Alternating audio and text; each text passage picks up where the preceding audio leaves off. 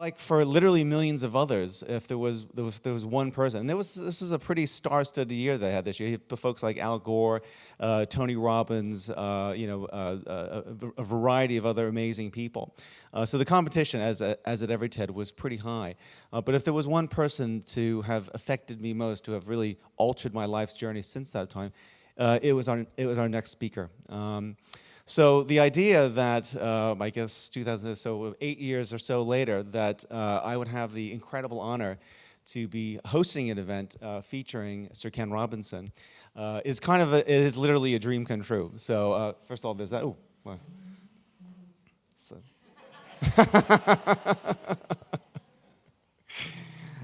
We're setting up for the interview if you hadn't figured that out. So.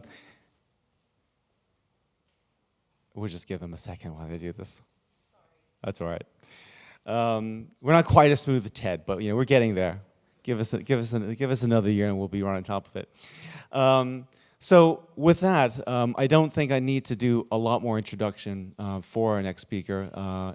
It's Sir Ken Robinson, and he's just happens. We got very, very lucky that he just happens to be in the UK, happens to be in Liverpool at exactly the time we have. This is not by plan. I trust me. We've asked many times, and he's obviously highly, highly sought after by certainly every TED, TEDx, and certainly many other conferences that would love to have him here. So with that, would you please welcome Sir Ken Robinson to our stage?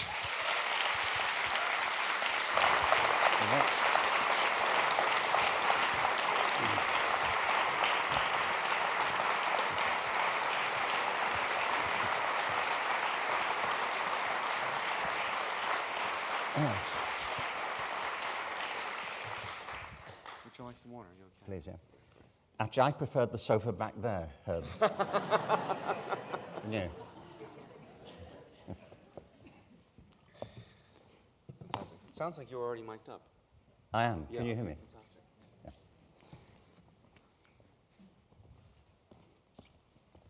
Well, first off, welcome again. It is awesome to have you here, and I know. I can only imagine. Right? So my first question is that, I can only imagine what your inbox looks like with regard to requests for your time for speaking and whatever, right? You've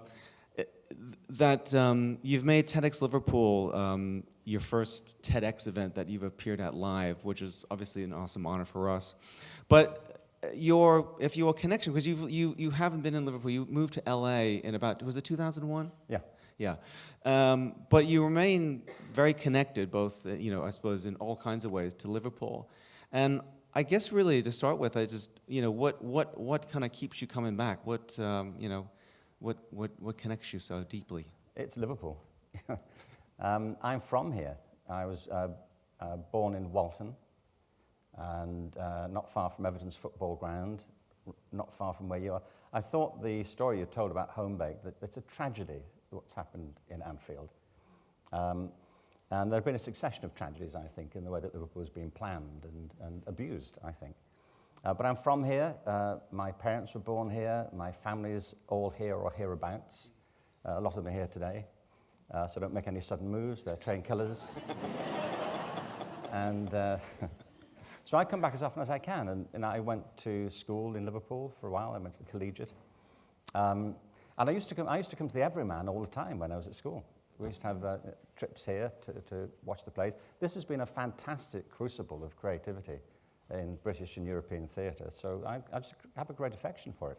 And I used to go to a folk club not far from here, at the Seamen's Mission, when I was doing my A-levels. And we used to sit around, there's a group called, a pair called Jackie and Bridie. Do you remember them? And we used to sing sea shanties. I was 18, I think, 17. Do you care how old I was, Herb? Really, it doesn't matter. But I was sitting there with all this gusto. I used to go to the Philharmonic then, and we'd sing these sea shanties where I pledged to give up whiskey and wild women. And I would stop roving. And I hadn't at the time been much further than Widnes, I don't think.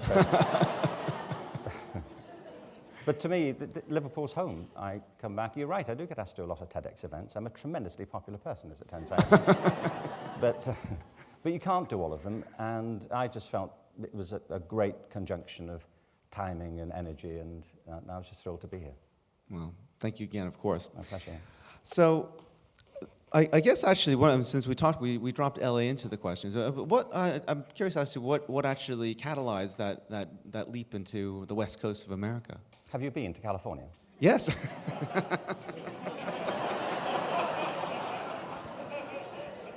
Have you been to Kirkdale? I'm just saying. No.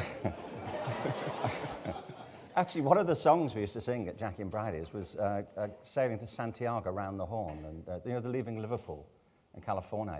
And anyway, there I am. I was asked by the Getty Center in California to do some work with them in 2000 to help them plan their education strategy, and I did that.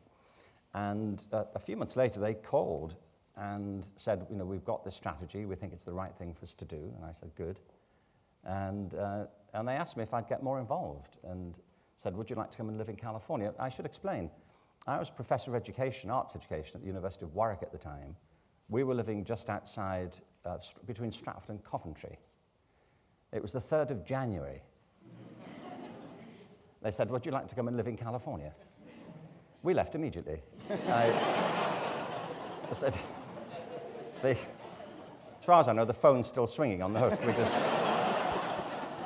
We went, and I think it took the kids about 3 weeks to track us down altogether, but we... No, so they asked me to go out, and seriously, what it's about, I was very interested to listen to Peter Kinsella talk about their journey, he and his wife, that, sometimes people ask you on the right day.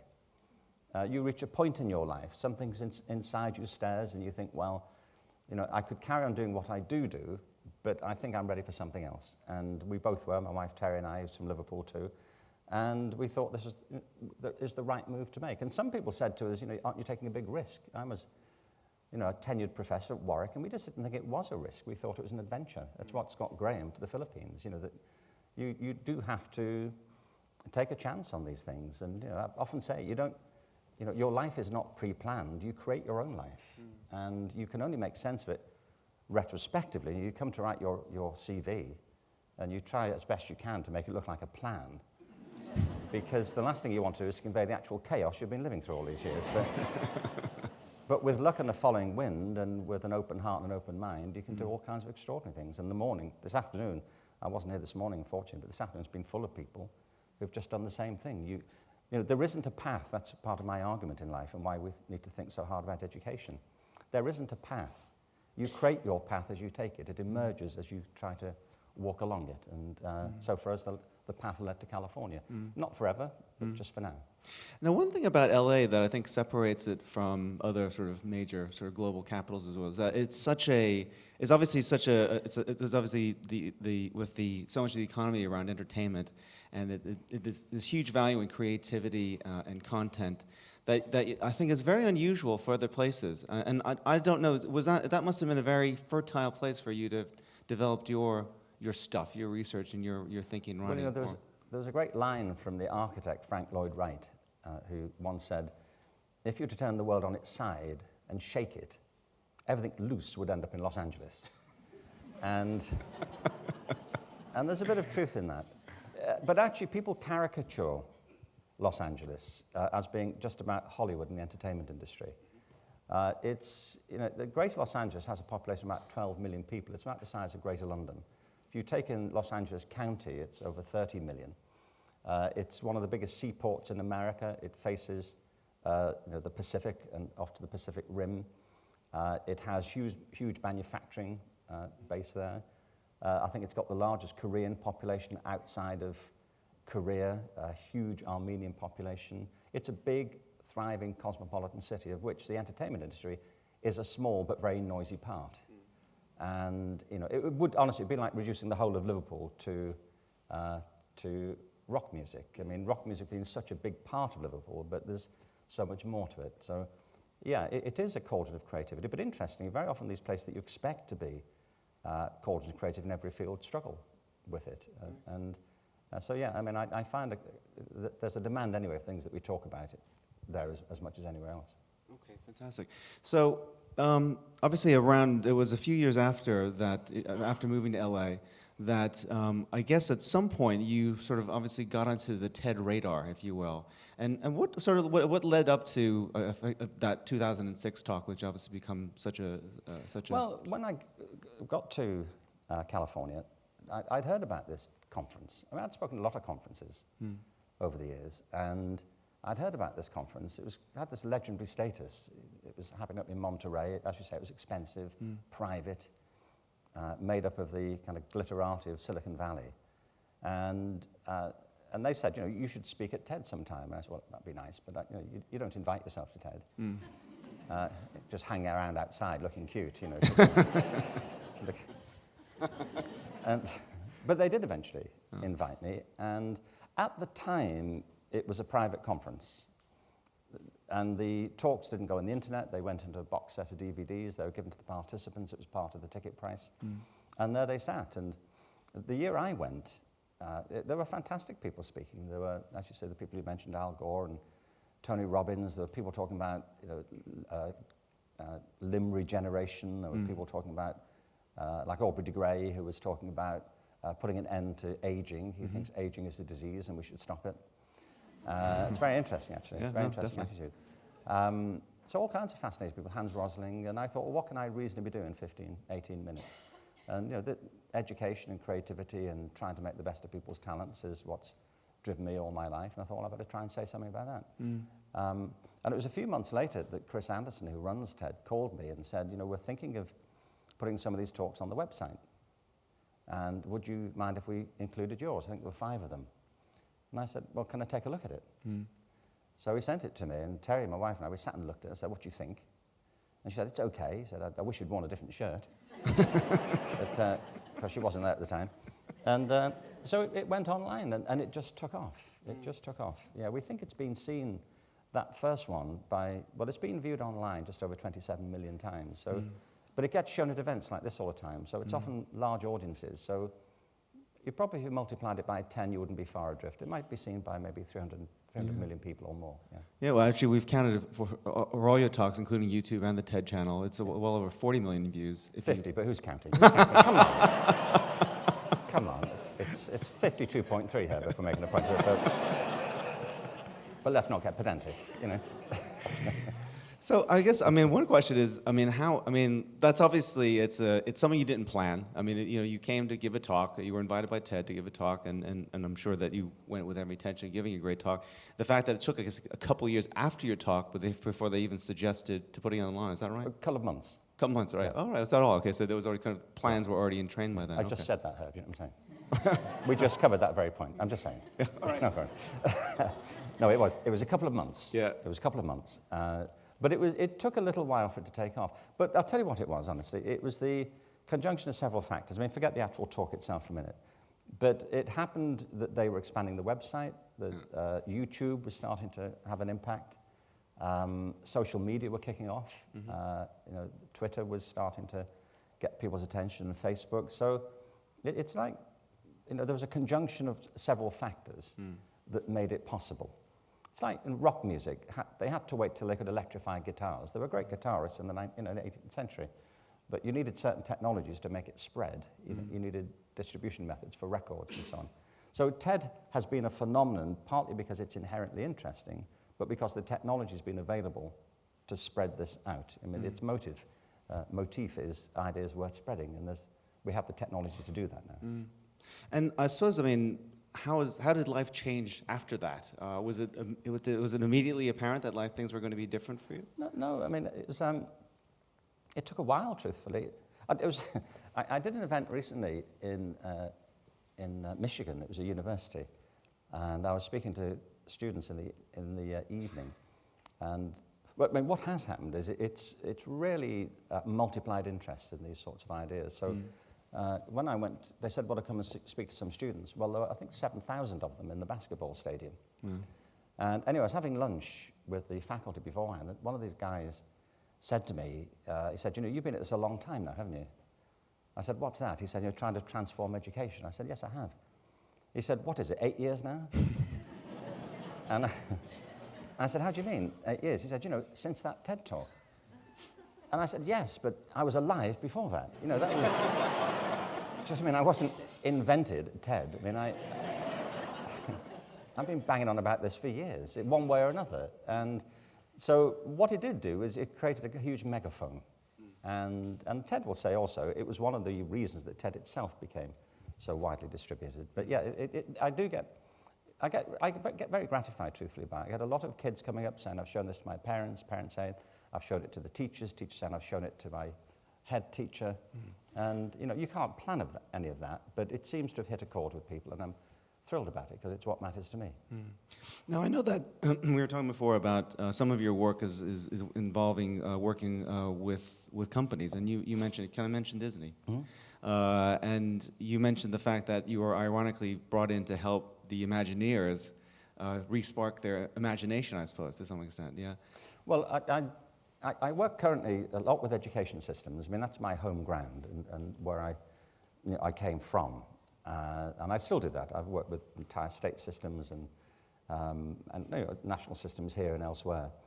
But I have been asked quite a lot to work with companies on innovation strategies, because the great irony is that our kids, I think, and our teachers are being stifled in schools by this suffocating culture of standardization and utility. It's one thing that's always interested me is that politicians of all parties, and not just in England, often talk about the need to raise academic standards in schools, as if academic is a synonym for intelligence. But actually, the world depends on a multitude of different sorts of talents and possibilities and passions. I mean, look at the stories we heard today, you know, from Peter, and from Tara, from Homebaked, and from Haley. All people who have found an extraordinary passion deep inside themselves, which is in itself a manifestation of deep intelligence. But if you reduce the whole of intelligence to the ability to pass A-levels, you know, or to do low-grade clerical work in primary schools, then don't be surprised if you don't get the best out of people. And it seems to me it's a matter of human rights, apart from everything else, that we're investing our children into the hands of a system that misunderstands them. And the irony is that politicians talk all the time about the need to raise academic standards, and yet academic is a synonym for abstract removal from the real world. You know, the best way to kill any argument is say, well, it's purely academic, isn't it? You know, academics live in ivory towers, apparently, but now we all want to be like them to save the world. I think it's ridiculous. And I love academic work, you know, but it's just not the way we should measure all forms of ability or intelligence and passion. So, you know, to me, it's a kind of long-standing campaign, and it cuts right at the heart, I think, of what education should be about. But the irony is a lot of these measures, these standardization measures in schools, are being emphasized in what politicians claim to be the interests of the economy. But if you work with companies, they all say we want people to be more creative, more innovative. I mean, all your businesses, I'm sure it's true of Peter's, depend upon people being able to pull on the rope, but with different levels of force and with different levels of talent. And if you keep stamping people out on this uniform, standardized process, you're betraying the very interests you're meant to be serving. So to me, it's a matter of deep significance, and not just personally, it's a global issue now. I think we face such enormous challenges in the world that we can hardly afford to get this wrong, and yet we continue to do it. Is there anyone that's doing better than others, if you will, at a national level or? Well, you know, there are great schools everywhere. Great schools everywhere. I mean, I've just recently agreed to become the patron of the Everton Free School, and not because it's free, but because of what it's doing. You know, it's the And interestingly, Adrian Packer is here today, was the kind of spark behind this. It's part of Everton's community program.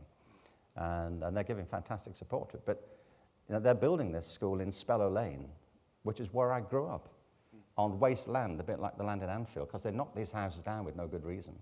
But now there's an empty space there, and they're building a free school based on the principles that I argue for. And this is for kids who are, in many ways, failed by the current system. Now, I say I don't speak in criticism ever of teachers or of head teachers. It's a systemic problem, and teachers and head teachers suffer as much as the kids do in this system. And to me, it's about radically personalizing education and recognizing that talent is diverse and different, and passions are unique to the people who have them, and that education should be much more like agriculture. It should be about cherishing diversity and creating conditions for growth. And there are many great schools doing that in spite of this rather hostile climate. And what I'd like to see is not doing it in spite of the climate of policy, but because of it. If we put policies in place where people could actually flourish, would see a huge difference. And this is true in housing, it's true in the economy, it's true, you see it all across Liverpool. People create conditions of blight and then wonder why people aren't happy with it. And if you create different conditions, as you're trying to do with Home Baked, the whole place comes alive in a different sort of way. You have to believe in that. You have to believe in the vitality of the human spirit. And if you give it room to grow and to flourish, it will far exceed the expectations of policymakers who seem to try to want to control it. And why the sort of attachment to, I mean, to quantifying everything, and you know, why, and instead of approaching things differently, to develop things that aren't necessarily going to be measured that easily? Why do politicians do that? Yeah, I mean, well, you know, there are as many as there are politicians, but I think it's partly that politicians have very short lives. You know, they have the half-life of a dragonfly, really, and you know, do you know what I mean? I mean, there are good and bad. The first school I went to in Liverpool, I got polio when I was 4. As part of the epidemic, I thought I should join in. You know, you know, I hated to be left out, and so. But I went to the Margaret Bevan School. It's closed now, but Margaret Bevan in Norris Green. But Margaret Bevan was the first lady mayor of Liverpool. She was a tremendous force for good among the city, and had a particular interest in kids with disabilities. There are brilliant policymakers out there. I don't mean to tar them all with the same brush, but increasingly it's become a profession rather than a vocation. It's people playing to each other in order to further their own advancement up the political ladder, and they have very short attention spans, particularly with the media now. You know, they may have 12 months of innovation, but then they start to try and create data that will persuade people at the next election. It happens in education the whole time. There's an international league table system now called PISA in education, the Program of International Student Assessment, where countries are being ranked through samples of kids at the age of 15. And these league tables come out, and politicians square up to each other against the league tables and flex their biceps and say, look, we're doing well or we're not. You know, PISA has become like the Eurovision Song Contest for education. And we all know what the Eurovision Song Contest has done for the quality of music, you know, in the world. So it's about applying appropriate criteria. I mean, I was fascinated listening to Tara's account of what's up with, you know, what's the matter with antimatter. And I followed almost the entire first 2 sentences of what you're saying. And it was a brilliant account, I thought, of what you're dealing with. But I'm sure Tara would be, you know, as a brilliant scientist, would be the first to say that science itself is not driven by the data, not only. In the heart of science, there's judgment. You could see the passion in her eyes as she talked about it, which is as strong as anybody else this afternoon talking about the thing that drives them. Science is a highly passionate occupation, a highly passionate calling, which is supported by data. It's not about the data. You need the data, and it's true in education. And the human sciences, like education, it's fine. You need data, but you mustn't become a slave to it.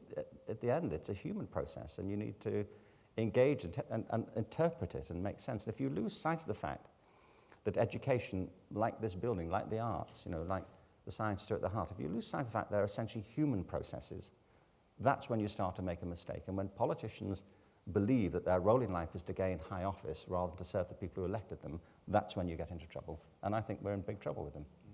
Absolutely. Okay, actually...